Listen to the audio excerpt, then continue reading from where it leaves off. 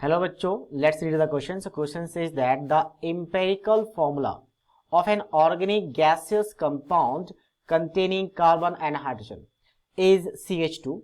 The volume occupied by the certain mass of this gas is exactly half of the volume occupied by the same mass of the nitrogen gas. Under identical conditions, the molecular formula of the organic compound is. Basically क्या बोला गया कि आपके पास gaseous organic compound है जिसका empirical formula given है। Empirical formula क्या है आपका CH2 है, ठीक है, ये एम्पिरिकल फॉर्मूला है।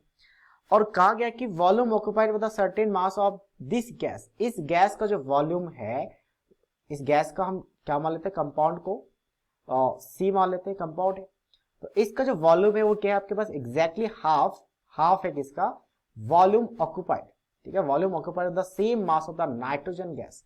नाइट्रोजन मास क्या है, सेम है, और नाइट्रोजन गैस है, तो यहाँ पे N2 लिख लेते हैं, ठीक है। अब यहां से हम नंबर ऑफ मोल्स की बात करें तो नंबर ऑफ मोल्स गैस का क्या हो जाएगा, एक काम करते हैं गैस ही मानते, ज्यादा बेटर रहेगा। गैस का नंबर ऑफ मोल्स क्या हो जाएगा, तो number of moles half of the number of moles of the nitrogen हो जाएगा। N2 की बात कर लेते हैं, नाइट्रोजन। सो यहां से नंबर ऑफ मोल्स क्या होता है, given mass upon molar mass. So given mass upon molar mass of the gas is equals to क्या हो जाएगा, is equals to half of, यहाँ पे भी हम क्या करेंगे, given mass upon molar mass. So given mass W divided by molar mass कितना हो जाएगा आपका 28 नाइट्रोजन का। तो ये W यहाँ से कैंसिल आउट, और ये इसको हम मल्टीप्लाई करेंगे तो क्या हो जाएगा, मास ऑफ द गैस। तो मास कितना आ जाएगा, इसको मल्टीप्लाई कर लो, 8 to 16 कैरी 1 2 to 4 और 1 5, सो 56 आ गया। तो यहां से हम क्या कर सकते हैं, इंडेक्स निकाल सकते हैं। इंडेक्स क्या होता है कि मास ऑफ द गैस, यानी कि मास of the gas divided by mass of the empirical formula, empirical formula.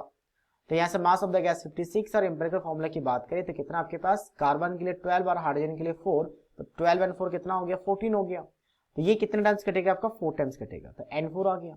तो यहां से हम मॉलिक्यूलर फॉर्मूला निकाल सकते हैं। तो मॉलिक्यूलर फॉर्मूला क्या हो जाएगा, 4 times of this empirical formula CH2, तो ये क्या बन गया, C4H8 बन गया। So that means this is matching with the option number D. So option D is the right answer of this question. So I hope you understood it well. All the best.